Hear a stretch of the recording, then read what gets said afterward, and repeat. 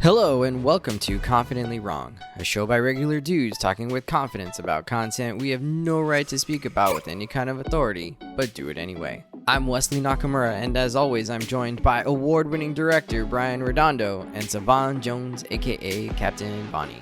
This is episode 194, and we give our forthright thoughts on Fantastic Four First Steps. I'm confident that it's going to be the best show you've ever listened to, and well, hey, if it's not, you can always ask us for a refund.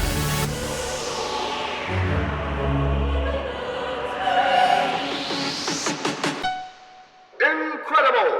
Hello, gentlemen. Welcome back. It's Confidently Wrong. We took a little summer break here. We've been out witnessing for a week. Me and Brian actually met up IRL in real life. We did the Earl. In Nashville. I was going to say Nashville, Pennsylvania. That's not right. Nashville, Tennessee. Steve Nashville, what up? Hey, and there was a sign there called Smashville because they got the Nashville Predators in town. We stayed downtown, home of all the drunkies. Nashville is where I take all my dates. Hey, yikes. This is not that kind of show, Brian. I'll get the meanest look from Savon. Not that Like, kind why of am I here? Why did I wake up for this? Just to make puns, I guess. Slightly PG-13. Y'all just been on one this morning. I don't know what the hell y'all had in y'all drinks. I'm overtired. My impression of Nashville after 3 days is that everyone there is drunk. Yeah, what's your rating for Nashville? What's my rating? You gave Oslo what, a 2 out of 5? 2 out of 5. Nashville gets a 4 out of 5 for fun because we all had fun. It gets a 1 out of 5 for being interesting beyond drinking and country music, which I don't care about. So same thing. So why did you What go to about Nashville? that hot chicken, man? Wait, why did you go to Nashville? That's the literally hot their chicken thing. was dry. The hot chicken was dry at 2 out of the 3 places we went, and the only place that didn't make it dry was a food truck. Why So you went to that hot chicken Nashville was if you don't fire. like alcohol or country? That is like it's like going to Vegas and saying you don't like drinking and gambling. Yeah, that's why I don't Go for the Vegas. magic shows. Well, I still had fun, and we did get a little drunk on Saturday night. We were I know. heavy into the drinks, especially Can't really compared say to drunky what I drunk. normally drink, which is nothing. So Zero. yeah. I mean, don't even drink caffeine. That's insane. I was a bit of a menace in Nashville. I might not be welcome back, or at least not welcome to ride any Lime scooter in the near future. If you've seen Platonic, starring Seth Rogen, you know what he did to all of the limes and birds that he saw. All of them on the way home one night. All right, let's get into it. Sav, did you do anything fun last weekend on your week? You know, when we didn't record last weekend. What I did. Yeah. I think Farmers I just market been- trips, hanging Yeah, out with farmers market, Tony's. chilling, reading my books, enjoying the vestiges of summer. Just Nice. been going to like Ooh, good word. my book clubs. Had some meetings. That's been fun. Book clubs? Ooh, book clubs. Plural? Clubs? Sorry. All right, my Do you book, mean like, sorry, no, like sorry, a no, billy club that you hit books with? No, Or- I meant no. I misspoke. What I meant is that my book club has also had some fun. We've had some fun discussions about some recent readings in there. Oh, nice. There's some books that Kindle's thrown my way. So it's been a mix of reading, music, playing Marvel Rivals. I'm just enjoying summer, man. Work about to pick up real heavy in these next couple weeks, and I'm just enjoying the last vestiges of it. So it's been a vibe over here. I've been making iced tea lately. That's what I've been doing a lot lately. It's like mason Oh, we jar. saw that in the taking fridge. taking all my usual hot tea. I have a bunch of mason jars, and I've been making like jars of cold brew, and that's really been a blast. Do you gotta over concentrate it due to the ice that you're gonna add later? No, Or I just no. same concentration. No, same amount. You just got to get it for your amount. It's like a 32-ounce jar. So I usually do like 6 teaspoons of tea, and then I make like a little simple syrup in the jar. And then you just literally store in cold water and let it just sit overnight. Are All you right. using your specialties like your I know you got jars of different tea leaves of all Anything varieties. Is that what you're using for the this all cold brew? my loose tea. I'm just putting it in like loose tea bags, and I'm just cold brewing it instead of hot brewing, just because it's Ooh. hot. So like iced tea is way more appealing. So I've been having a blast because a bunch of these flavors, when you ice them, they're delicious. And frankly, if you make a good cold brew, the flavor's way stronger. It's more refreshing. Still keeps that caffeine kick. What It's flavor great. is the best cold? I have this Brazilian guava that I finished the jar of that ice. That was amazing. And then there's another one I had that's this vanilla shaga, like a little, like the shaga is like the mushroom tea. It's like a vanilla shaga tea, vanilla chai shaga, and I iced that. And oh my goodness, it was the most refreshing shit ever. So Should I know what shaga is? That's kind of a cool word. I've never heard of this before. yeah, it says, You just gotta taste it, Wes. Yeah, it's a you I gotta think it's taste the a, You can't be shaga. told. You can't be told what it is. You just have to experience I said what it It's was. like the Is it- Matrix. I think I said it was a tea. Oh, it's a Well- mushroom. Yes, but like- context clues. I understood that. It's a tea. No, sorry. I also Yeah. said mushroom. I also said It's not mushroom. Okay. testosterone. So it's a type of mushroom. Shaga is a type of mushroom, and that's what's All right. used. It's like the base for the tea. Really Interesting. good. I don't even think I knew you could use a mushroom as like a base for a tea. I Oh, yeah, thought you you can had use to all- use like some kind of leaf or something. And then what type of I'm not on the hallucinations teaching. do you have after consuming shaga? Oh, is I that have that? the hallucination of being a well-adjusted person. And then we see how long it Whoa. lasts. That's some powerful shit right Take it there. to Yo, our I gotta get on that. anyways, it's been nice and chill and quiet in my part. But the main thing really has been watching a lot of movies. Like, the one for today, Fantastic Four. That shit was so hard. All There's right. a great YouTube video of an orchestral performance of some of the score. Really? With composer Michael Giacchino, Boy, it was in the also bag. director of Werewolf by Night. You guys should watch it. It's good. He's a conductor and he's a director. That's pretty cool. Put it in chat. Those are people we call creatives. All right, let's get into it. We are a couple weeks late, but we just wanted people to have time to see it. And obviously, me and Brian were out of town, so we're going to talk about Fantastic Four First Steps today. And I think it's going to be an entire hour-long episode just dedicated to this one Marvel movie. All right, let's start it off. Now you What locked were us your in. what were your overall, big picture, 10,000-foot view? Whatever. What other jargon can I use from the business world? Your big picture. Your high level, High level. your Yeah. mile high view. Yeah. your- What are some of those impressions that you got from the movie? It could involve also maybe your expectations for it.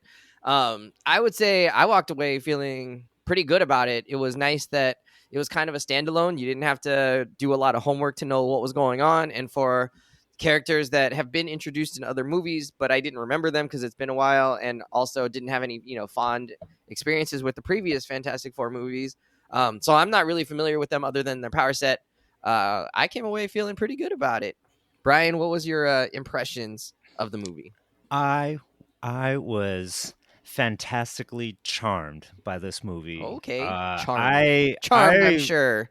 Really walked out like feeling like, oh man, I love that family. Like I'm into this, and I think a big part of it, aside from just the characters and this Galactus plot, had a lot to do with the commitment to this retro futuristic 1950s alternate Earth environment that they really, really committed hard to, and it just made everything in the movie feel so much more magical than other parts of the MCU, right? Who are, in Earth 616, we know what that's like. It's dirty.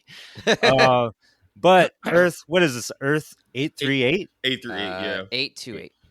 Or 828, yeah, which I think is 828, actually you're right. Jack Kirby's birthday. Yeah, Yes, it's 828, that's not the, 38, because that doesn't make sense. That's the reference there, and just the commitment to the bit, right? Like all of the art design and production design that went into building this alternate New York, where it's there are rocket ships and robots and flying cars, but it's 1950s New York City, like just beautiful, and can I pet Herbie? I want to pet Herbie. Well, He's like, a chef too. Superman had Crypto. I'll take Kirby though. I'll take Herbie. Herbie. Yeah. Sweet. Crypto was a menace. Badass, though. Herbie needs cooks spaghetti. Obedience. He needs some obedience training. Sav, what was your 10,000-foot view? Yeah, it was always a case of like, especially just from comics, games, just what I knew about them growing up, right? They always had a really cool power set, but they just, in my opinion, always felt underutilized. There was never a premier Fantastic Four game. They appeared in other games, but they weren't the star of the show. They had a cartoon back in the 90s. It was right? Like, it was the 90s ones that was just action figure cash grab, low budget shows, all that. You finally get the live action movies. They weren't good. We've on the record talked about how those 2000s Fox movies were bad. One with just the writing, but also their awful portrayal of Invisible Woman and Jessica Alba, all that. And then the ones afterwards were so awful that even me, who will consume all kinds of superhero movie stuff, said, I'm good on that. I don't even need to indulge in this. There's nothing to be gained. So frankly, the Fantastic Four, I've always had a very low. So they made a black Human Torch, and you were like, I'm not watching it. It's not good enough. You hate Michael B. Jordan, right? Wow. Yes. Wow. Yes. This is my mask off moment. Known documented racist Savon Jones. They whitewashed Johnny Storm with the black guy. Yes, will not do this. Really, I'm mad that they human washed Johnny Storm. He used to be an android. God damn it. Where's Jim Hammond? No, but I've always had a very low opinion of the team. I felt like their selling points always been we're a family, and I don't think I ever consumed any media that ever made me feel that way. So I've always distinctly been like, this team is boring despite their cool powers on paper. And I will say, though, you weren't into the comic book versions either? Nah, okay. I had a lot of even in stories they appear, there were cool comic stories with them. But you know what? My opinion of them in the comics was always that my favorite versions of them is when they're doing stuff not as a team. I was always a fan of Reed Richards in the comics because he's kind of more of this, almost how you see in Multiverse of Madness of he's more of a cosmic on his own. He's still over the Four, but his really coolest stories are more of him being so smart he's almost evil. And Thing's coolest moments are more so when he's with the Hulk and the rest of them. And even Johnny Storm, his best stories when he's dead and then in the other world and Spider-Man takes his place on the team. I feel like a lot of their best moments are when they're not doing team stuff, but as a team, I'm they're just kind of boring. But I will say the trailer to them, even when I just saw the little bits of trailer to the movie, I thought, okay, cool. I feel like I'm going to be they're going to completely flip my perception about them, which, I guess we'll do that in the next question. But they were right. Very cool. All right. Let's just get into it then. Some spoilers are going to ensue. Yeah, buddy. So if you haven't seen it and don't want spoilers, now is your time to pull that parachute and get out of here. All right. What worked about this movie for you? I think there were several things that really, really made this movie quite a strong entry for the MCU. And, when in those memes where it's the MCU is back, the MCU has lost it, the MCU is back, this is probably one of those, the MCU is back kind of movies. So, Sav, what ended up working for this movie for you? What did you enjoy most about it? Reinforcing what Brian said, this movie, and I always say I like when a movie has its own identity. It's clear that the creative has their own unique stamp on it. And this movie had its own unique stamp. Reinforcing what Brian said, their commitment to that 1950s, 60s retro futuristic aesthetic. And then it's also kind of based off what their original comics look like. So it's not just an ode to, just the 60s for no reason. It feels grounded in their actual origin from the OG, almost campy comic look. The fact that they just went all in on that and didn't try to, really reel it back was a great commitment to their own bit. And it made the movie feel fun. It had its own identity. They manifested and took advantage of the time period in a way to just make the movie fun to watch, right? So all the retro brands, all of the retro futuristic cars, them having the rocket ship travel, even just the beginning where we get their origin story told through an in-universe mini documentary using the old grainy style of in-universe footage they had back in the 60s. Brian DeLue, what is it? The real footage? Help, the term, break it down. Help me out. Yeah, the real footage. Real, REEL, right? Yeah. Yeah. No, I totally agree with you. I don't have the word for it at the moment. Yeah, but the point is that retro look, they used it at every moment. So even the news broadcast, I don't know, but the news broadcast, the early documentary, us getting the origin story, them using their powers through the news coverage and all that stuff was just a great way to get us up to speed and endear us to their world. And then I'll talk more about this later, but the other thing that really worked for this movie was that they could not have nailed them being a family bit better. And I think that was the core of what made everything else in the movie work. I think if they didn't sell us on the family dynamic feeling really good and natural and working, everything else from there kind of builds off that. And I thought they nailed that and drove it home early, and then the rest of the movie really flourished as a result. Yo, seriously, the first scene of the movie is not an action scene. It's not a fight. It's not anything superhero related. It's a pregnancy test reveal. Yeah. Like what could be more family than that?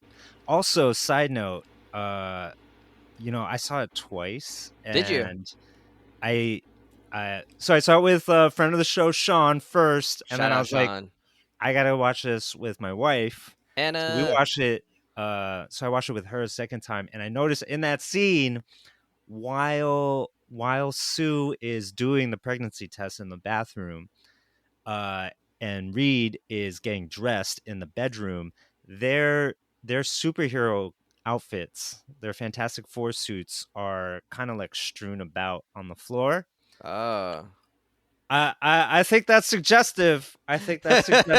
Well, they're pregnant, so I think there's nothing to suggest. We know what's going on. Surprise. Reed works quick. Have you ever wondered where babies come from? Surprise, surprise. Their pregnancy tests work real fast. Anyway, definitely the family thing.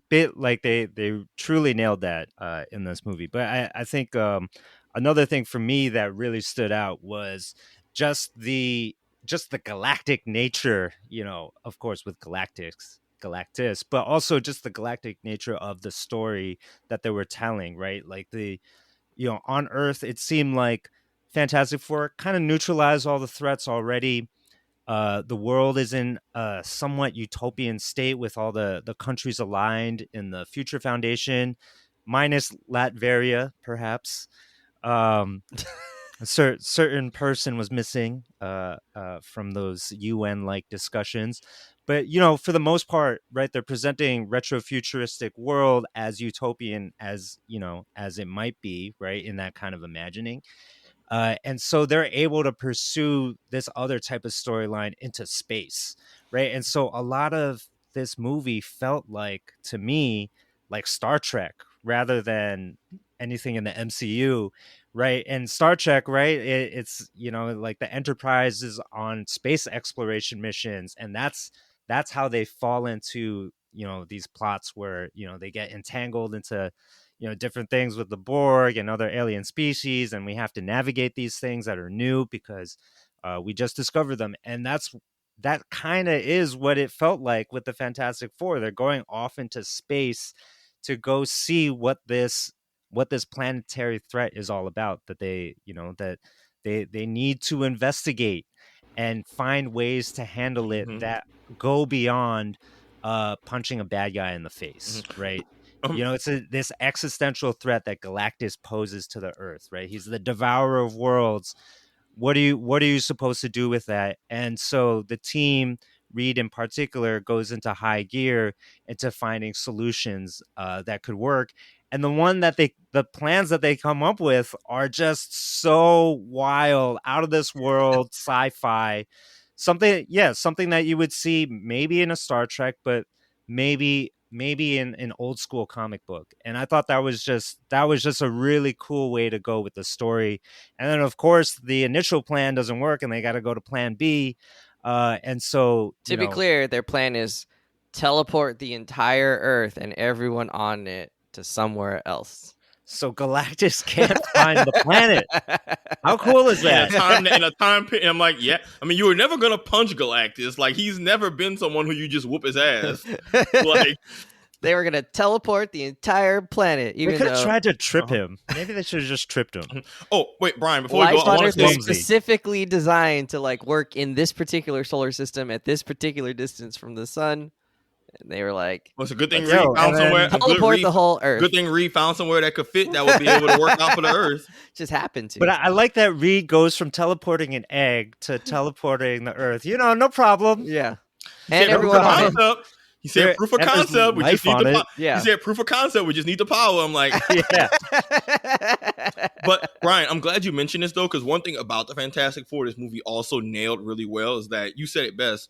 They are considered explorers and adventurers more so than superheroes, I would argue. Exactly. Like a lot of their best comic stories and adventures, like, and even as we know from like their skill set, right? They're more of like an explorer team that happens to have powers now, and they explore and come into new shit doing scientific research, and less so the let's just go punch the bad guy. But to your point, Brian, the movie did a great job of driving that home from the beginning of like, oh man, they're not just heroes, they're actual adventurers. Like you could really see them on the cover of like an old pulp magazine punching, you know, the effing moment. Like the just the whole tone and aesthetic was just so consistent and smooth. But that whole them being an adventuring crew, that also endeared them very heavily to me. Just wanted to co-sign that because that was they did a slingshot off of a black hole to get back home, right? Trying to just evade finesse. the Silver Surfer. Just finesse.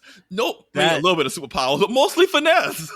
Yeah, that's interstellar stuff, you know, that I mean, those were the coolest parts of the movie, right? And also Silver Surfer chasing them through hyperspace and laser, their laser guns were, kind of wonky and not firing straight. Yeah, bending. Oh yeah, that shit was all of that stuff, is just like such geeky fun. I really enjoyed that, and I know this is like maybe a low bar, but the fact that the movie felt cohesive from start to finish.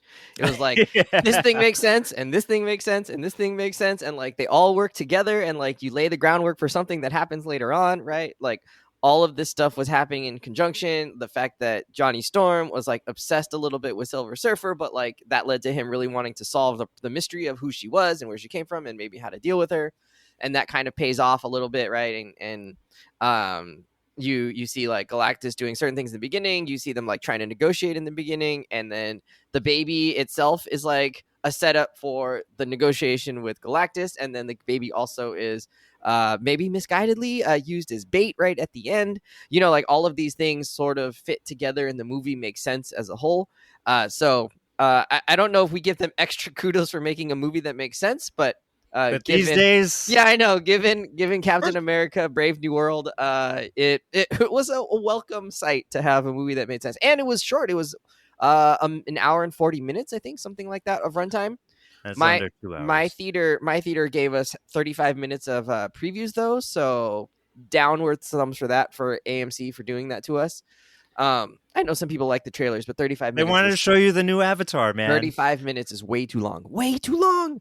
I know, Brian, it looks like you're going to talk about this later, but I loved Silver Surfer in that we got a lot of cool backstory for her in just a short amount of time. We learned that she's a mom herself, that she kind of offered herself up as sacrifice in some way, to take on this role as a Silver Surfer. And so it gave us a little bit of roundedness, three-dimensionality to her that we didn't necessarily have to have, right? It could have just been a mystery Silver Surfer with cool powers and like that's it, and maybe we explore that later.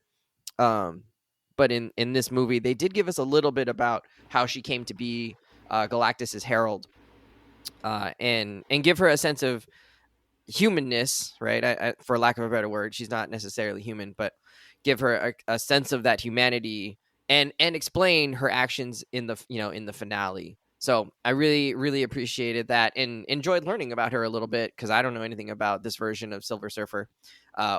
And then the last thing, the family interactions between them, I think just, I don't want to, what do we call it? Like echo in the business world. They say, I want to echo the statements of you guys earlier. I thought you were talking about Echo from the TV series. No, just echoing you guys. The family interactions and dynamics were really cool. I think the one that stands out to me is just the fact that like Reed struggles a little bit with like how to interact with both Sue and the baby, and Johnny Storm makes fun of him for it, and relatable. Wes, was it relatable?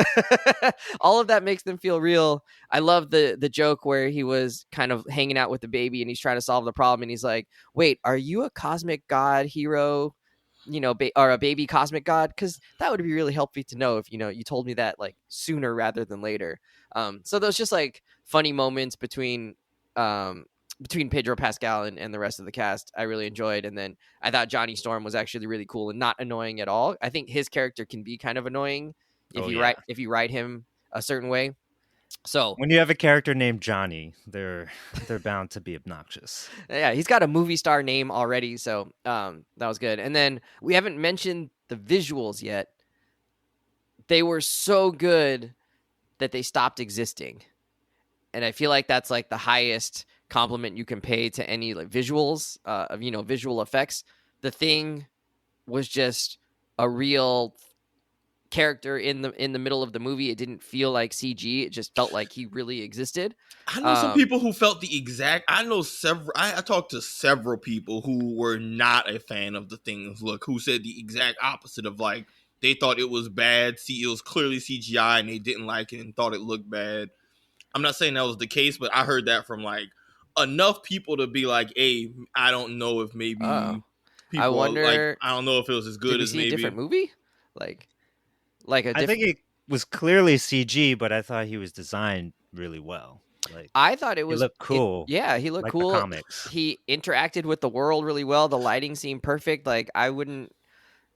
It's not that you didn't think like, oh, it's not CG. It's just like it stopped mattering, right? I wasn't looking at She-Hulk where it was like the shading was kind of weird on them, or like they moved weird. All the movements felt precise and weighted correctly. So I don't know. I mean, I guess I just disagree. It's fine if people have different opinions on that. I thought it was fantastic. I'm gonna be honest. I think Thing was pretty clearly the worst CGI part of the movie. Really? With you. I thought the baby was. The baby was bad. I thought the baby was mostly real. I don't really care about the baby. Thing is a character who gotta be on the screen. I'm saying the baby Thing gotta be on at the end. He kind of like moved a little funky. I don't care about that because the baby not talking and doing shit. But the Thing to me, there was never a point where the Thing looked real to me. Like every moment, I was like, "Oh, this is clearly CGI." And sometimes it's CGI, but it looks good enough to where you don't care. I couldn't turn off the don't care to me. I mean, I guess I just gotta say, I think the Michael Chiklis practical suit from the old movie is just a better look, and it looked more grounded. I was gonna say real. Compared to that, it looked more grounded and real. And I think this one just looked. The sound design on Thing was good in terms of like how he did things with his like stubby fingers and the rock sound effect. I thought all of that was great, but I think just looking at it and when he interacted with stuff, there was again me. I've been on the record about CGI of like it's not the end of the world. I'm not going to just like throw out the whole movie for it. But that was consistent on that. But that was a very clear like, oh, this to me is pretty clearly the weakest visual part of the movie. It doesn't take away from it in any meaningful way because I don't really give a damn. But like, I couldn't in good conscience say, oh, I thought Thing in that movie looked good. But again, wow. To each their own. I can't believe you prefer the other Thing from those awful Jessica Alba movies. He looked rubbery. That guy looked ridiculous. I think that version of Thing is probably my favorite on screen. And it was the voice too. Like, I think I'm used to Thing having the gravelly voice and they kept the actor's original voice. I didn't have an issue with it, but if I had to like nitpick and say, what did you not like? I can pretty cleanly say, this is what it was. But actually that it was the guy from The Bear. And so if you haven't seen The Bear, maybe you don't feel the same kind of affinity for Cousin Richie that I've seen him in other stuff. His acting is great. Like the portrayal of the Eben character. Moss, what's his last? Eben Moss, right? Yeah. Bachrock or whatever. Something like that, yeah. Like, man, like the humanity that he brings to the character. Agreed. Like pull me in, Fully agree. Oh, I felt for Thing when he's like looking at his own reflection at the TV in the window. Yeah. And imagining what he used to be like. That was perfect. I fully agree. I just didn't think that the Thing itself, look at its whole, was the best of CGI. But in terms of the portrayal of the character, the acting, top tier. I have like no notes. I wholly agree. But sorry, Wes, I cut you off. Continue with your No, I mean, it's fine. It sounds like you're wrong because you got outvoted 2-1 here. For the first time in history, I got Brian. I got someone on my side here. Brian, I say this with all due respect. Wes, I'm just saying. I got I'm someone more on my right. side. My opinions are better than y'all, and I say that with all due respect to Brian and somewhat to Wes. And not just the dig it. thing. The car felt real, even Ooh, I though love that car. It was that whip was so sick. The and it Fantastic was- Car was so hard. and it Yo, was when real, the like, doors opened up, I was it like, took "Woo!" damage. Yeah, it was cool. So I don't know. I really thought they did a great job with the visuals. It was clear that they took time. I thought they took time to do it, except maybe the baby felt a little rushed. It was no Quantumania. Let's just say that it was miles and miles and miles and miles better than anything that we saw in Ant-Man Quantumania. Let's keep going. What is something that maybe didn't quite hit the mark for you, Brian? So we were talking about Silver Surfer, and I really enjoyed this depiction of Silver Surfer, but I felt like there were a number of things in this movie because it was packed with a lot of things, right? They have to do a debrief or a retread of the origin story real quick. They gotta introduce this baby. They gotta introduce Galactus. They have 4 main characters. Each one they want you to get invested in, and so bringing in the backstory of Shalabal, Silver Surfer, I felt was like it was enough to move the story along and to just like make her actions work by the climax, right? I understand that, but at the same time, like I didn't love the way they depicted her pre-Silver Surfer form on this like empty planet. It's just her and one other person. They're wearing togas, and it just felt like uh it got sort of the short end of the stick. Like they didn't develop it enough to where it felt more full and thought out the way that the rest of the movie feels full and thought out, and the worlds are really well designed and everything like that. And so I thought like some of that felt a little weird, and of course the things like romance, there's like these few short scenes with poker face lady, Russian doll lady, I forget her name, and so some of that they're just like hinting at things, but you could tell that they probably filmed more of these stories, and all of that just got cut, right?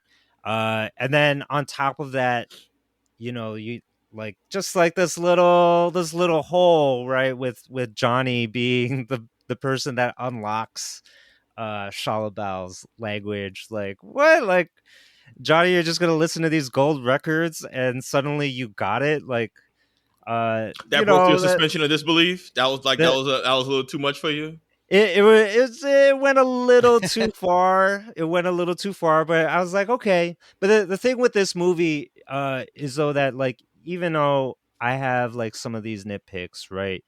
I think the movie works so well as a whole that I was able to forgive so much. Whereas in other movies where the plot is not so tightly intertwined and I'm not as invested in the characters, that suddenly these little minor things become major things because they everything starts to stand out when the whole thing is frayed, right?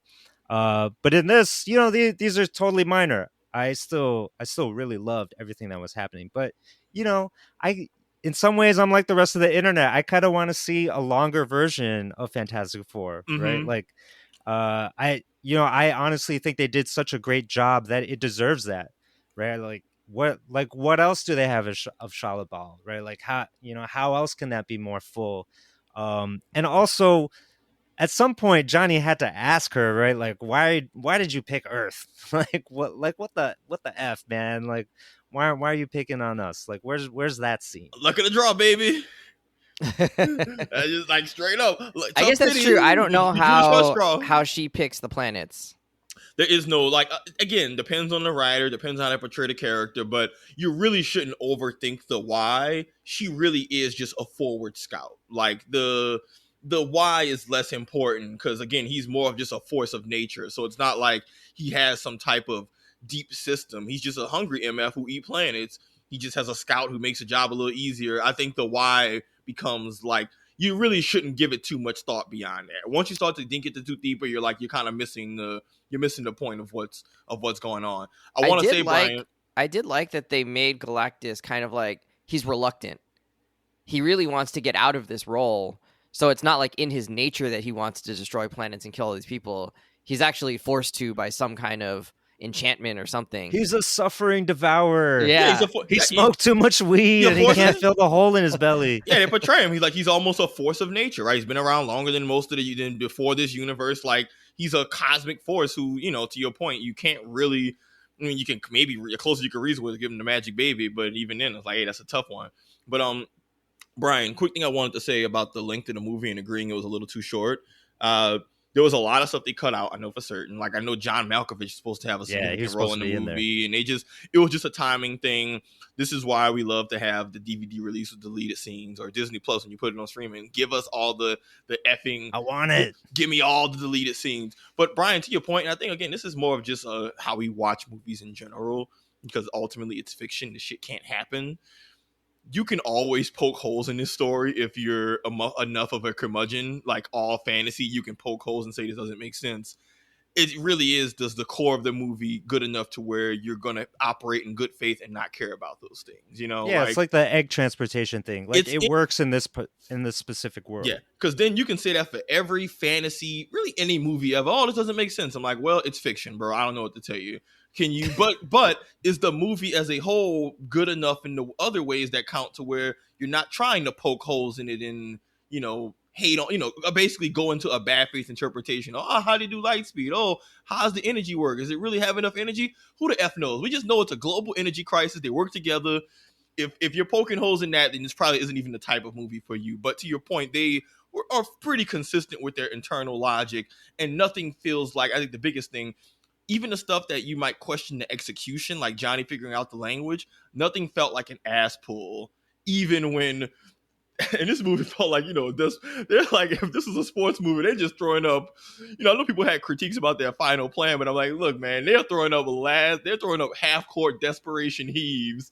Like, fourth quarter, they down. They just throwing shit at the wall to see what's thick at this point. Cut my man some slack. Like, we're going to use our baby. They had so many fire plans that just went ass up, and it's like, oh, using the baby, that's a bad idea. I'm like, yeah, but my son, we spent the last 2 hours trying to figure this shit out, and it's not. It's like we almost had it, and they just the cock block. But also, the conversation to arrive at the plan to use the baby was, for me, probably the best moment of the movie. Peak where Reed. Reed is saying, like, I'm not saying that we should do it, but it has crossed my mind. It's ethical. It's reasonable. And everyone was like, whoop. But it's one of those, like, he's and right. Sue's livid, of course. She's livid, as she should be. But also understands it.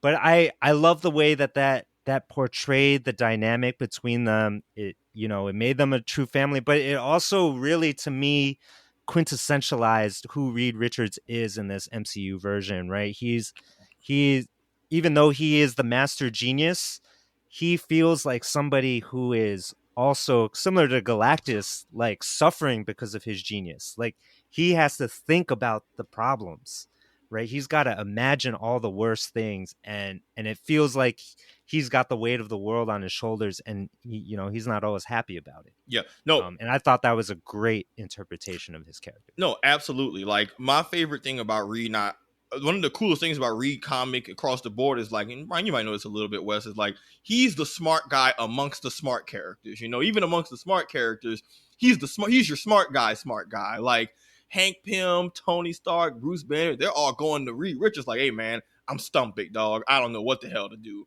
When all the big minds come together, he's the one who's leading the charge. And that, to your point, they sold him as like being so smart that, like, he's like one good idea away from being a villain. Like, he's so, like, and again, that happens in lots of comic portrayals. He's so smart. He's not like, ha ha ha, mu ha ha ha, kick a baby evil, kick a puppy evil, but like, he's just so smart and dispassionate and cold and calculating to where he's smart to the point where he kind of forgets his own humanity. And I'm glad the movie, that was a really cool portrayal of how they did Reed. I do want to talk about one nitpick I had. It's just one. The only real nitpick I had, and this is the nitpick I had, I understand why it had to be this way. Reed Richards' powers of being stretchy in comics and video games, you can just go really ham with it. It's borderline body horror, right? Like he's stretching his ear into the other room to listen to shit. He's, he's when Stretching his he's other using his parts. eye. He's using his eye as like a hyper magnifying telescope when he's looking at shit. Like he's really just doing ridiculous body stuff to do more science shit efficiently. And even if you see the old Fantastic Four, right, Reed is holding together effing Ferris wheels. He's doing some real off the wall shit with his powers.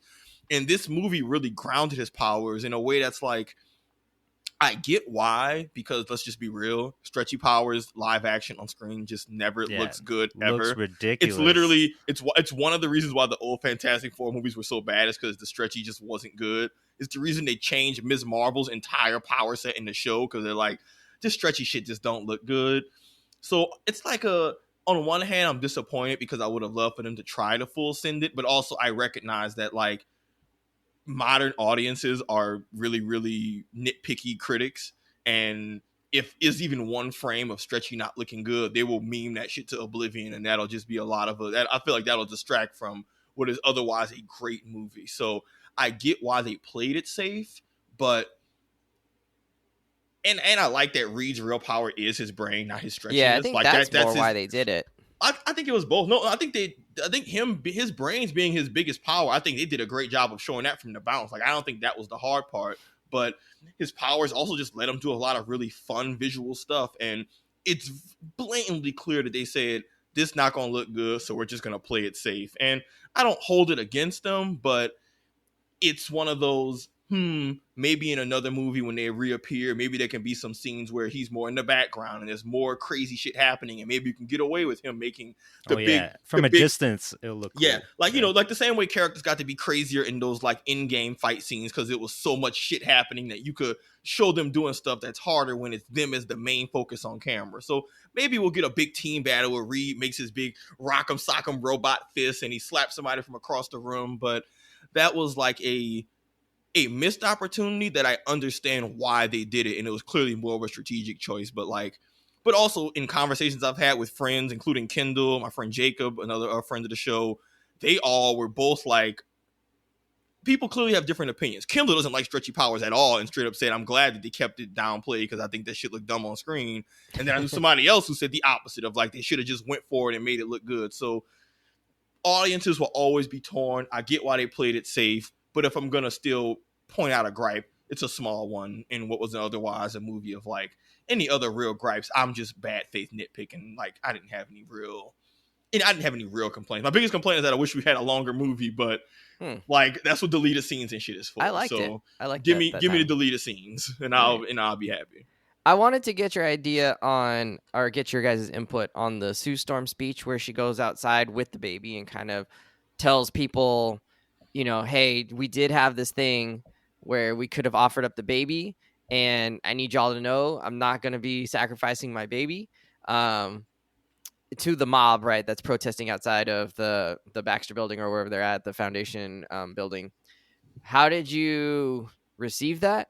I really vibed with it. I was like, it made sense given their sort of idealistic nature and their focus on humanity and seeing the good in humans and trying to work towards like a greater collective that they really seem to be focused on as a team, and it seemed part of their ethos that she would have faith, that she would use her almost her motherly powers or her motherly instincts here to understand what the crowd needed. They needed someone to tell them this will be okay, that we're on the same side, that like you don't have to lower yourselves to your like baser instincts, I guess, sort of, and that it worked, that ended up being somewhat effective in the crowd being like, oh, I see this baby, it's a human, and we can relate to that, and it made it real rather than just an abstract, oh, it's a tally on the side of like one versus the many,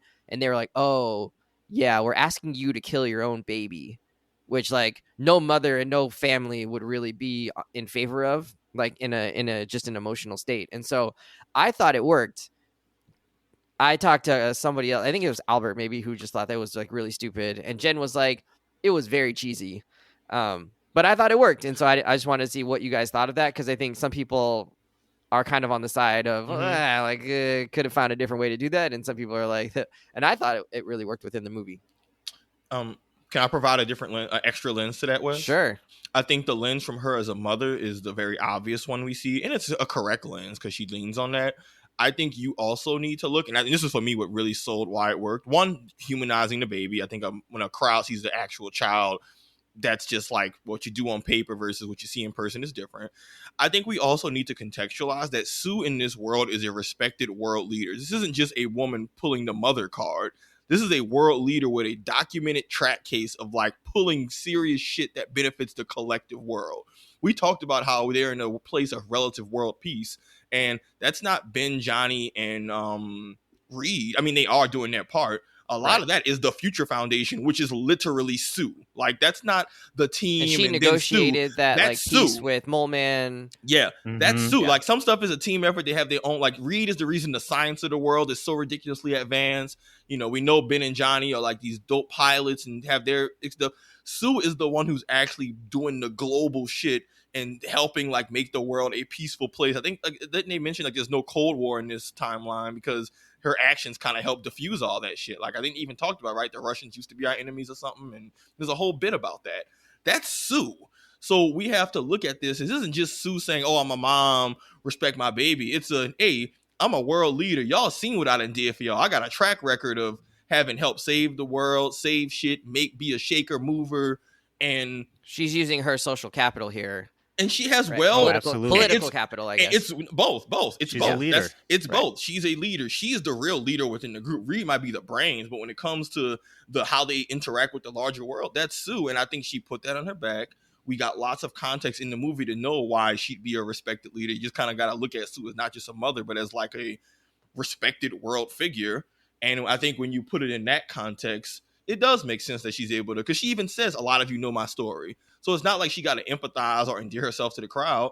People know that she went into space, got powers, came back, did a bunch of good for humanity, started the Future Foundation, did all this dope shit. Like, she got receipts.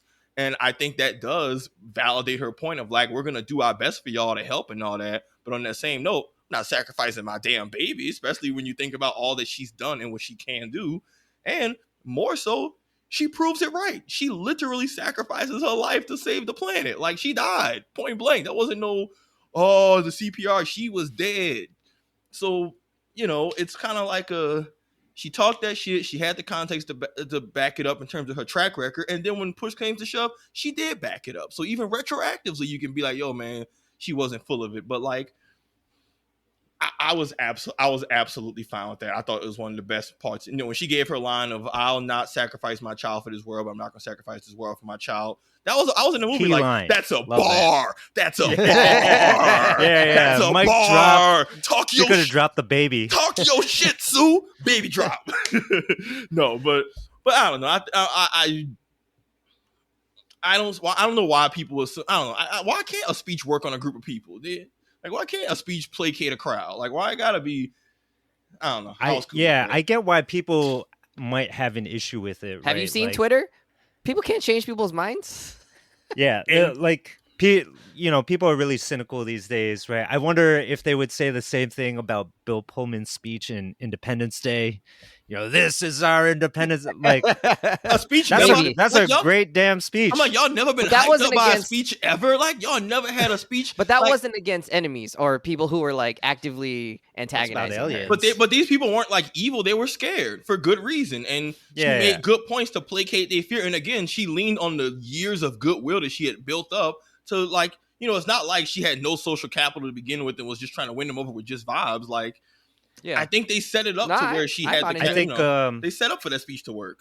Yeah, I think people that are bothered by that speech are probably bothered by most of the movie. I think what really struck me about Fantastic Four was that, kind of similar to Superman, it's a very sincere, hopeful movie, right? Like I think it's almost situated to be kind of in contrast or an antidote to the times that we live in.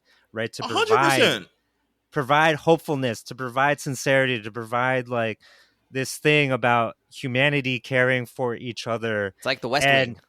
And like, so a speech like that playing in our Earth 616, like, man, like, Yeah, no one's gonna pay attention to that. ain't nobody buying any of that BS. But in 828 or 838, whatever it is, like, given everything that Savon said about the context of the world that they're living in, I thought it was perfect. And it's one of those things where people in that moment, and also us as viewers, just want to know that we are all being cared for, and that was the point that Sue was making, that we are going to try our damn hardest. We're going to give everything we got to make sure that all of us get out of this ordeal together as a group, right? And they were only lost hope because Reed was the one who was he was too real. He was, his scientific mind is like, I don't have an answer for this. Too smart So for his own like good. it's so interesting, and I love the way that Sue is used in this movie, especially compared to previous Fantastic Four movies, where they were just trying to get Jessica Alba. She's probably the best character. She's probably the best Like, character. Sue's the best character. Yeah, She's probably for sure. the best character in the best movie. character in this movie. She's the one. She's the one that holds it all together, and she gets to clean up Reed's mess in this, and push planetary togetherness forward, and remind everybody what the Fantastic Four is about, and what humanity should ultimately be about, which is not sacrificing anyone for anyone else, but rather standing in a united front. Yeah. Well said. Also, I'm ready to speech go is to battle working. now. Also, speeches work in real life. Like, I don't know why people are so They cynical about totally movie. do. I don't know why For people. January 6th. I don't know why people are so cynical about movie speeches when it's like, dude, MF's in his, like, when I was in speech and debate here, we half the extent speeches we did were historical speeches that, like, the whole reason it's historical is because people was like, yeah, he or she or whoever is talking that shit. And it's like, yes, like, I don't know. I think it's easier to be cynical on the internet when you're not in person, and when you're actually in front of real people, even in our actual world, it's much easier to be moved and inspired by people because we're social beings, and the internet makes everyone into dots and figures and just beings in a invisible bowl. But like, I don't know. I don't see why a speech like that from Sue in real life in the right context of a real life crowd couldn't get people,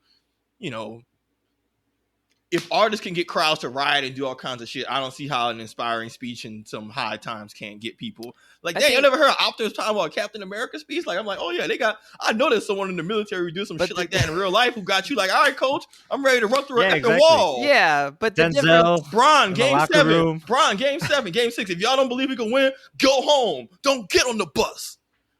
I agree. I do think though that there's some aspect of like it's different when you're talking to an angry mob that is against you rather than a group of people who are already your supporters or maybe who are neutral, something like that. They're kind of already their supporters, right? Like the whole world in this context Did you see those signs? loves Fantastic Four. Yeah. The whole world and then they're just scared, right? They're scared for good reason. Like for bad. And like I think that's what you have to believe that to make it work, right? That like they just needed a reminder of the good that they already had inside, and because they were scared, right? They needed someone to like remind them of that.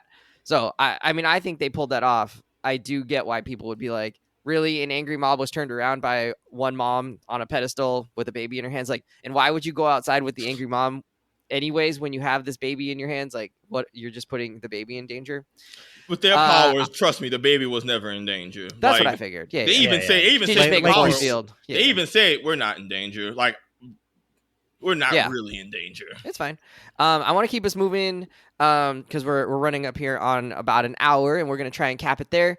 Is there anything else you wanted to talk about? I did have kind of some questions around Galactus. As much as I thought he was effective, I also sort of felt like he was just like so impersonal and such a like just almost an android, right? In the way that he kind of, I mean, in like a personality-less android. He's no C3PO or R2D2. He's just kind of there, and he's just kind of a lumbering person. He's like, oh, baby, I need to get the baby. Like just a get in my belly. It's just kind of a, I'm doing the thing. Almost like a zombie Frankenstein, didn't really seem to have a whole lot of agency, I guess, in what he was doing, and certainly not a lot of charisma in what he was doing. that did sort of feel like you could have taken, and this is now sounding stupid because I complained about Lex having too much personality in Superman, but he just didn't sort of do anything for me. Like, I understood he was a threat, I understood he was dangerous to the Earth and survival and all of that, but in some ways I wish there was just a different villain and a different sort of threat to the Earth that they could have been dealing with. Someone that posed maybe more of a moral quandary or something like that to the team.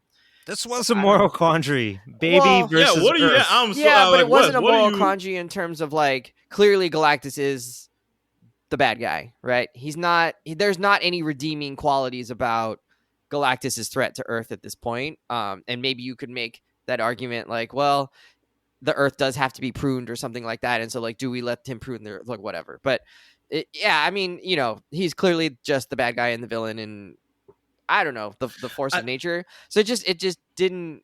I didn't feel like he was the bad guy. Maybe not. Well, he was clearly the threat to everyone's survival. How about threat? That? Yeah, he's just a threat. I don't know. Planetary. I mean, I think he's the bad. way that asteroids are planetary. I think he's still pretty bad. Yes. He said he'd eat the planet slowly and make the child watch. Armageddon? I don't know. He said he'd eat the planet slowly and make their child watch. I think that was. Now, I get what you're saying, Wes, but like, Galactus is just never. I didn't have a huge problem with him. Characters. I just wish maybe it was a little bit different, or there was something a little extra spicy about him. But like, so you're saying like you want him to have more personality? Maybe, yeah, maybe, or do. I think they did it in a slightly different way. Because I think this is probably the best portrayal of Galactus we've gotten really across the board. Because he's such a hard character to do. Because him being just a giant planet man just looks goofy and it's hard to portray on screen. Yeah. The fact that they made it look visually good, the fact that they made the logistics of him eating a planet make sense, because people in the past have said, how does he eat a planet? It's like, oh, he's a giant who has all this ship and infrastructure. And it's like, oh, okay, the way he eats a planet makes sense on screen of, okay, it's broken down and converted to energy that's, pumped into him. Like, I thought the visual storytelling they did to show how he works was great for a character that is extremely hard to do in live. Like, to me, I thought it's like, Galactus is hard as shit to do live action. That's really bold. They're just gonna send for it and go comic accurate. But I think Galactus works that he doesn't have a lot of personality. I don't think I've ever seen a version of him that's meant to be deep, because that's not his point. Like, his point is that he's more of a sentient he's more of a sentient hurricane. So him cracking one-liners and having long the conversations we saw with him is like just I'm above this, just keep it moving, is about as much personality as I think a character like him should have. Once it starts to get deeper than that, I think then it starts to, frankly, I don't know, I think it starts to feel a little goofy of he's existed. Like, he's clearly just this melancholic, longer than the universe being. He doesn't need to be deep. The most clever but I think that's from him was saying clever bugs, and I think that's about as much personality as he needed to have. I think anything beyond that, I just think it starts to look goofy, and you start to lose the gravitas of like him just being a titan and eternal. Just this, I don't know. I just think trying to give him more personality takes away from what makes him cool in the first place. Yeah. But I think then, I guess if you're saying that, then I would just say don't use Galactus. If I'm comparing, Galactus is awesome though. If Galactus I'm comparing Thanos, you just said screen, don't use Galactus in a Fantastic Four story. If I'm comparing Thanos' run in like Avengers Endgame to Galactus in this movie, I'd much rather watch Thanos. Like 10 times out of 10 times, I'm watching. That's a very different type of story. Yeah, but those are different movies doing different things. That's not even a Fantastic Four. Like, this is very much an apples to oranges. Do you know what I'm saying though? Like, yeah, no, I agree. But like, you could have found a different type of stories. A villain. You could have given us the Mole Man movie. I don't know, but there's different. I don't know. I just found Galactus not that interesting. And this goes back to my earlier point. This goes back to my earlier point of why I particularly like this movie more than a lot of other Marvel things, is because it's not about punching a bad guy. It's not a villain really. It's like Star Trek. You're dealt with this intergalactic threat, this force, kind of and I brought this up earlier. It's like the Borg, right? It's just like this idea that resistance is futile. What do you do? How do you respond to that, right? And so like a big part of the Fantastic Four responding is investigating the threat, is trying to understand it. And the fact that Galactus is something that we don't even understand, I think made it interesting, right? They trying to figure it out. He exists beyond anything that they know, right? They're not even entirely sure how do you talk to how do you communicate with something like this, in terms that makes sense to that thing, right? Because it's so old and its technology is beyond anything, right? And I think the entry point for us in the movie is really about that little tidbit that Galactus wants out, right?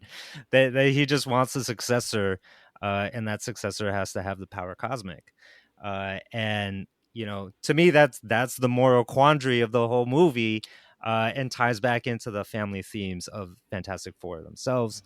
And I think for me, that is way more interesting than just like some dastardly villain twirling his mustache at people and like, hog tying some damsel to some train tracks, right? Like that's the solution is literally global teamwork. Like the solution to beat Galactus is somehow getting the entire effing world to pull in one direction. And like, yeah, to Brian's point, like those villains are always more interesting. Or because I still maintain that Galactus is the villain, but the solution to him is not fighting, it's collective global teamwork and outside the box problem solving, which other villains don't provide. And I don't know, I thought for a character who's fairly impersonal, they did give him some twinges of not humanity, but just to show that he's not just a nothing burger. And I don't know, I thought they gave him bits of personality perfectly, but still balanced it to where the real solution is teamwork. Like the best part of the movie, in my opinion, was when they have their plan. They've been doing the power stuff, reverting power, having the timely power outages, all that shit. Everything's about to work. And then Silver Surfer just comes and starts hating on everything. And you already know that we've established. I was like, no. And we've already established that they can't fight the Silver Surfer. So you already know, okay, cool, she's blowing all this crap up. They can't fight her. So your first thought as the viewer, at least for me, was, okay, they can't fight her. So like, what's plan B? You can't, we've already established we can't fight them straight up. So I mean, hell, half the movie, them just being the scouting report was really sick, right? Like half the movie, they don't even know what they're truly up against. It's not until they went up against Galactus, did the whole chase, come back, then review the scans that they're like, fuck. Like I'm like, damn, we halfway through the movie, and only then have they finally recognized the scale of which they're screwed. They go from, let's talk to the Surfer. Okay, let's just scout out Galactus. So, their plan, things just go more. They realize that they're more out of their depth every minute within the movie. And I don't know. I think Look, Wes, what you want from the Fantastic Four is what you're going to get when Doctor Doom is back in the picture. I think that's what you're asking for. But I've always found that, and I think the stories go well. And that's interesting because there's personal stakes, right? Reed and what's his name? Vincent Von Doom? Something like that. Victor Von Doom. They have some personal history, right? So they were like buddies in college, and a lot of times they're like homies. That's like a cool aspect of like, yeah, I want to defeat you, but also I don't want to like kill you because like I see you, right? No, they hate each other. Doctor Doom wants to kill Reed more than anything in like life. He hates him more than like it's like next level. He'll let the world die. Dr. Doom's just trying to be a nanny. Does Reed have that same animosity?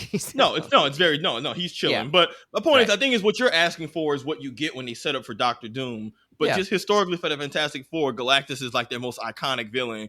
Asking to say, let's do a Fantastic Four without Galactus that's disrespectful, Wes. That's a real out of pocket statement. That's an out of pocket statement. That's not disrespectful. That's disrespectful. There's one thing I want to highlight with the movie though. All right, highlight it.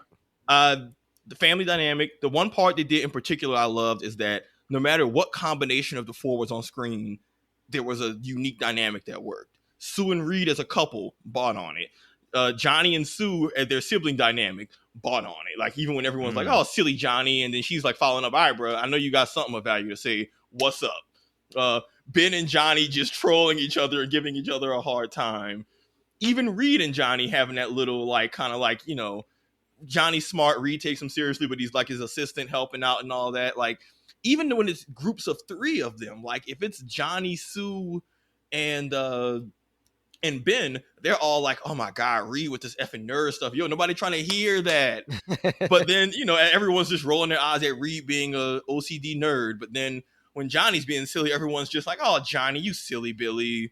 But, But even Sue, when she's on her own, she's like, oh, the boys, these guys can't even get a car seat, right? But so the fact that you can make a dynamic not just work in them being in duos, but even in trios and mix and match, no matter what you mix and match, there's a cool dynamic of them being together.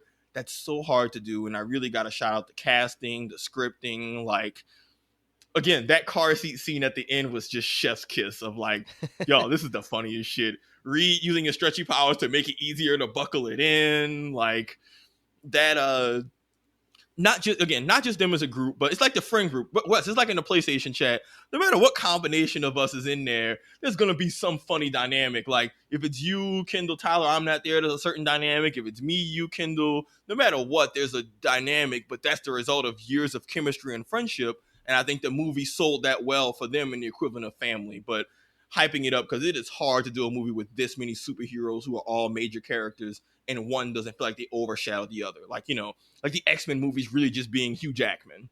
And then the rest of them are kind of just there. Yeah. Like, background. I'm glad that even Pedro Pascal being such the big name he is, his character didn't just overshadow everybody else to where it felt like it was Mr. Fantastic in the rest of the four rather than an actual Fantastic Four. Everybody pulled their weight and was a key contributor of the plot. And that's really hard to do, not just from a writing perspective, but from a Hollywood actors wanting to have their screen time and time in the spotlight shit too, which can also just be its own, problem. Like, even Robert Downey Jr. started to monopolize some of the Marvel movies because I think he had more screen time, as much screen time in Civil War as Captain America did in Cap's movie. Or same with he's about to have that screen time again. Or even in the Spider-Man movies, like, hey man, this is just as much Iron Man movie. This is more of Spider-Man featuring Iron Man. It's like, hey man, the Hollywood politics does seep into these movies in a way that can hurt or help. And I'm glad that in this case, it manifested in the way of like, hey, we got a very balanced movie that,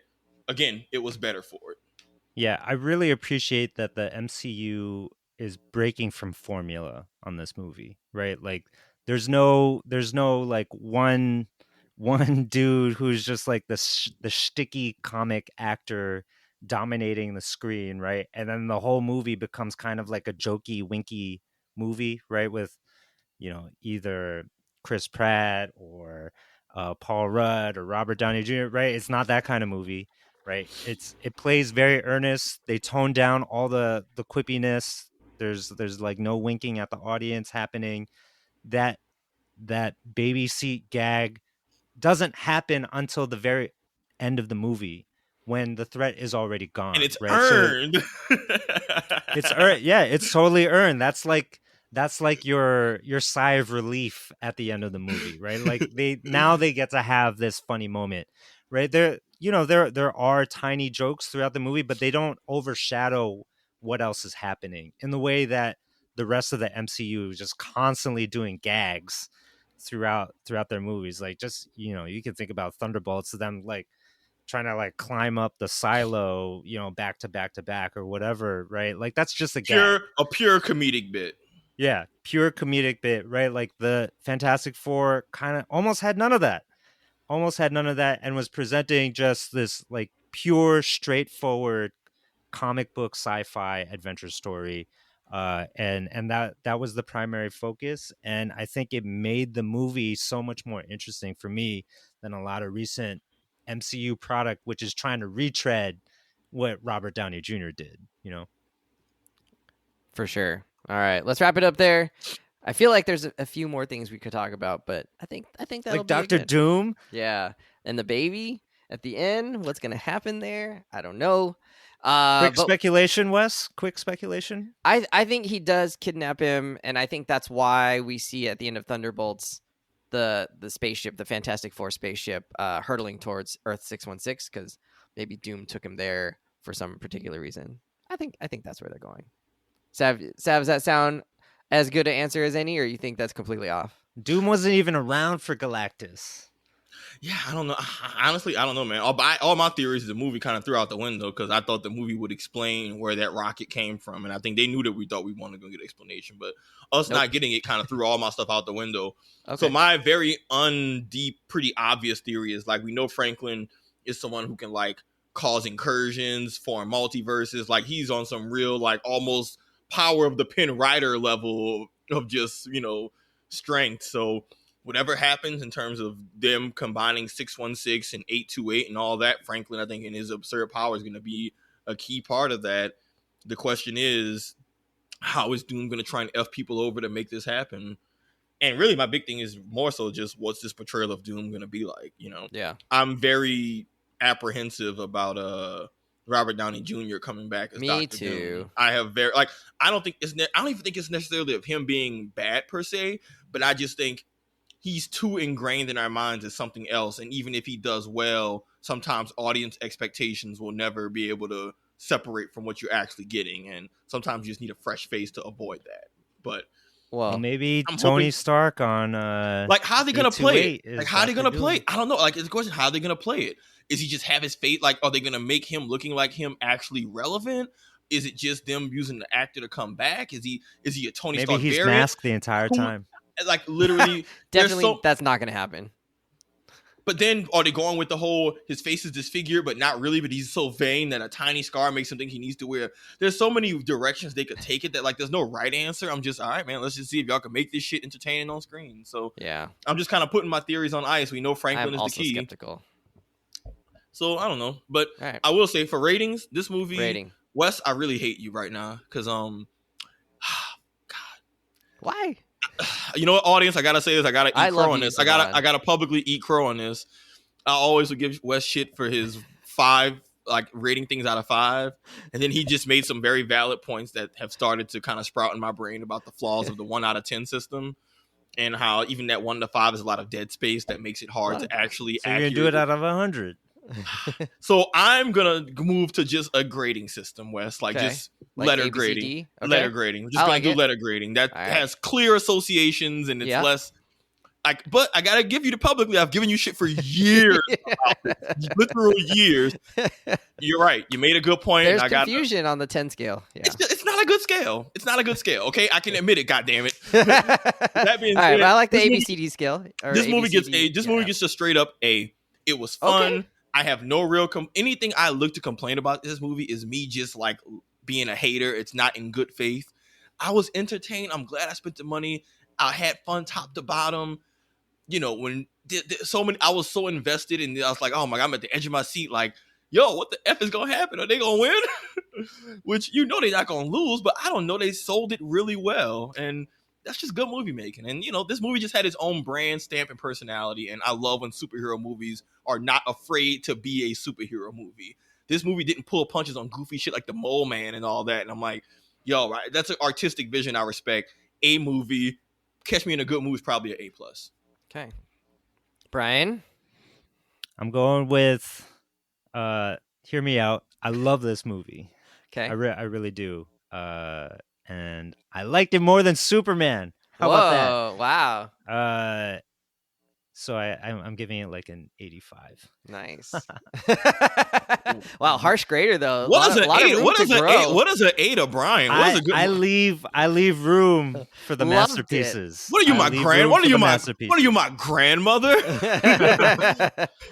Room for improvement, baby. Nothing's perfect. Hey. Yeah, Brian gives 4-star reviews on Uber because he wants them to have something to work towards. Shout out to Hank Hill. Yo, next time have water for me. All right. I'm struggling a little bit with this. I really did enjoy it. I probably enjoyed Superman more.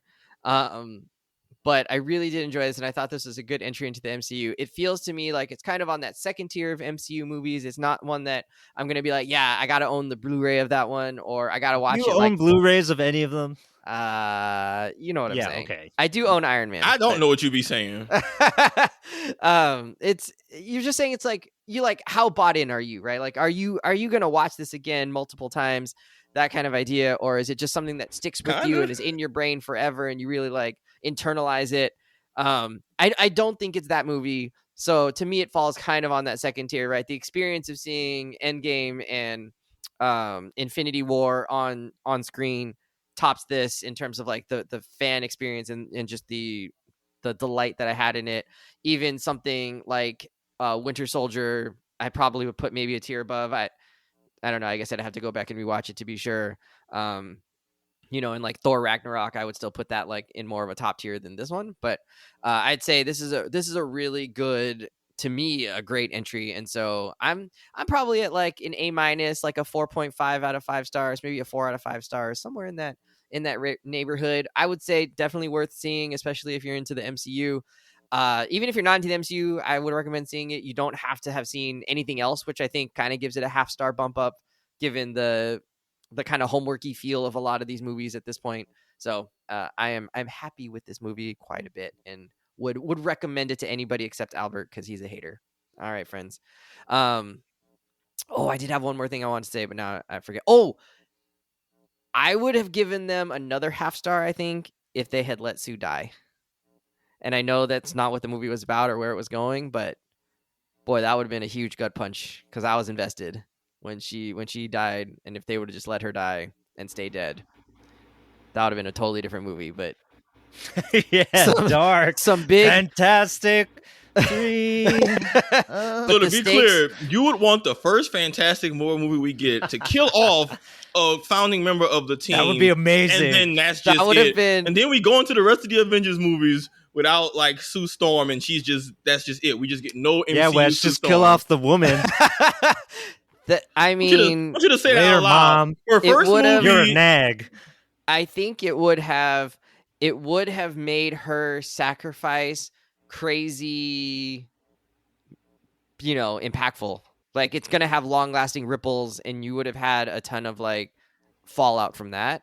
And it was, I don't know if you'd say it was cheapened by the fact that she was brought back by a baby that just like wasn't part of the story in terms of actively being in it. Just, I don't know. I did feel like I'm fine with that they brought her back. I'm like, I liked having the Fantastic Four, and she's a great character, so I'm not mad about it. But I was thinking, like, are they going to kill her? Are they going to actually do it? Like, are they going to have the balls to actually kill off this character and like have her moment mean what it means? And then they brought her back, and I was like, all right, that's cool too, I guess. But that would have been something, man. Like letting her actually do the sacrifice and be the sacrifice would have been something, crazy. And they did it with Gamora, right? But then they brought her back, I guess, so they kind of undid that a little bit. But different Gamora. And after Gamora had multiple movies, like 3. Yeah. But you don't have to have someone had a lot of screen time. You don't have to have someone go through a lot of movies in order to have their sacrifice be something. So I mean, they're a key character, yeah. What? I don't know. Don't take the bait. Don't take the rage bombs you're dropping at the end of episodes. Don't take the. Like, my bad, Brian. Don't take the rage bait. Lovely people have a great one. You wouldn't want to have seen that like happen. I don't know. That would have undercut the whole movie for me. That would have. Let's see your sacrifice. Yeah, it was. I mean, it would have been a huge sacrifice, and it would have made what she said, stand up earlier, where she said, "I wouldn't sacrifice like my kid for this earth, but like she would sacrifice herself for her kid, and she would sacrifice herself for the earth." So like, that is part of the ethos that she set up in the movie. I don't know. All right, friends, it didn't have to happen. It would have been a bold move. Wes's brain hurts, but they could have done thinking too hard. All right, friends, we're out here. See you later. Next week, we are going to talk about K-pop Demon Hunters. I don't know. I wanted to say the fantastic K-pop Demon Hunters. The extra worldly. Everybody's been on this movie. Very viral movie. And then we'll also be talking about Eyes of Wakanda, which is a animated series on Disney Plus. Do the homework. Watch both of those if you haven't seen them already. See you later. Bye.